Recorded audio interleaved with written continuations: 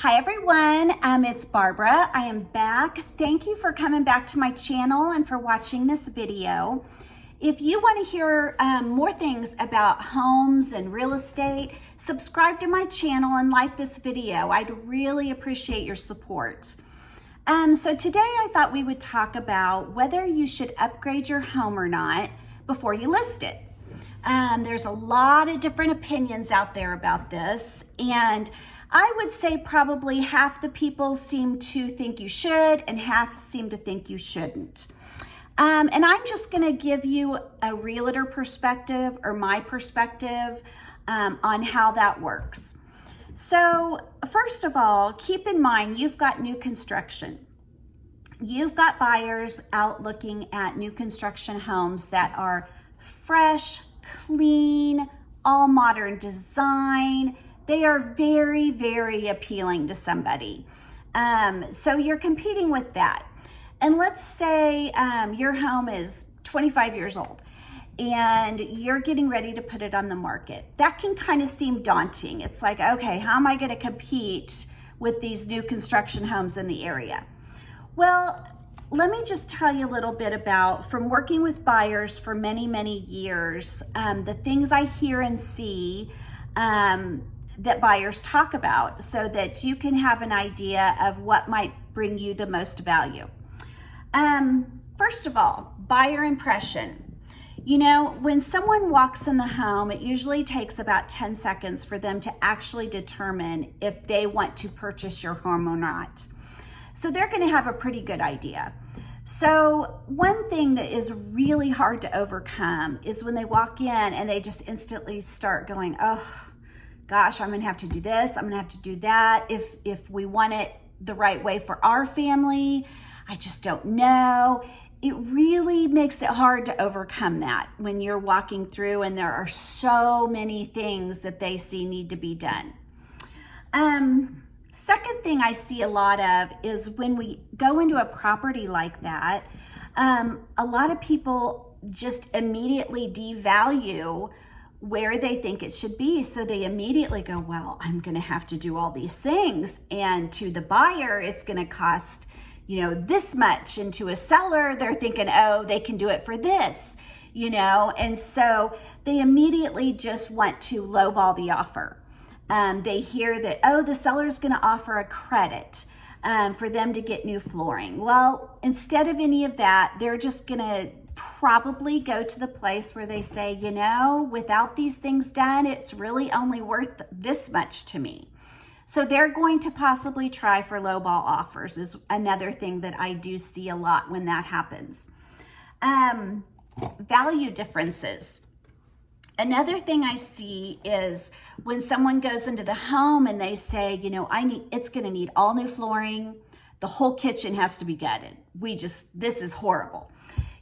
A seller a lot of times is thinking, well, I want the person to pick out what they want. I don't want to do all this stuff and then have them come in and rip it out. So a lot of times that's how sellers are thinking, which is very nice of you to be concerned about that. But really, a buyer may be thinking it's going to cost me $50,000 to get this to where it's decent. And to a seller, they're thinking, oh, they can paint the cabinets.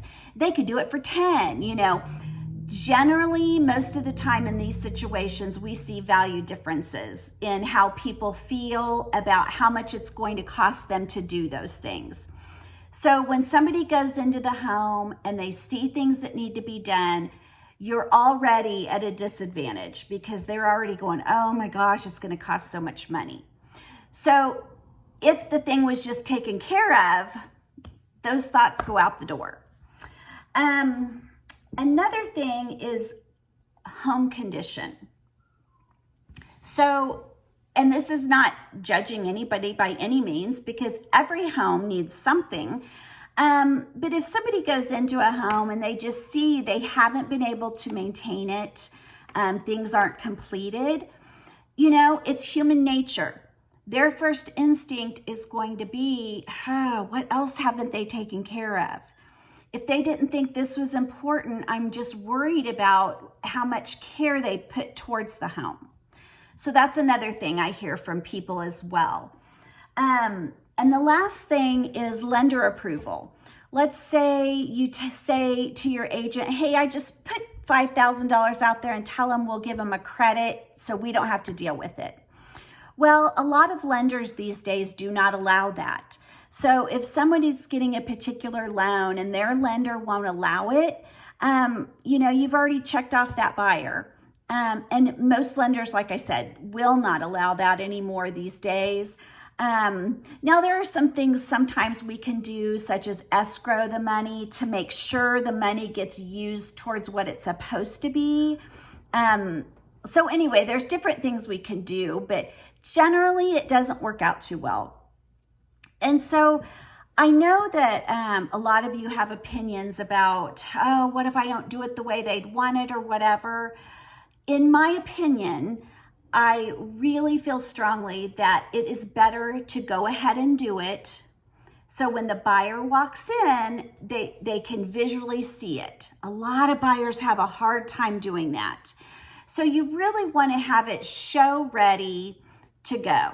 That is where you're going to get the most value out of your listing. Like I said before, if those things aren't done, people are going to start devaluing the property. So I just think, if at all possible, it is better to get those things taken care of up front, so that you can get the most for your home. And again, every situation's different. We work with any situation to try to figure those things out. There are just some people that cannot afford to do the things they might need to do to make it show ready. And in those things, we work with that. When we have professional photography come in, those pictures that buyers see are out on the internet everywhere. You only get one chance to make a first impression. So before you put your home in the market, call us. Let's get a consultation. Let's get an appointment and talk about what are the things we're going to do before we get it listed. Okay, I hope that helps you. Again, just my opinion. So the client is always the boss, but if you need anything else in regards to that, we'd be glad to help you. And thank you again for coming to watch my video. We'll talk to you later. Bye.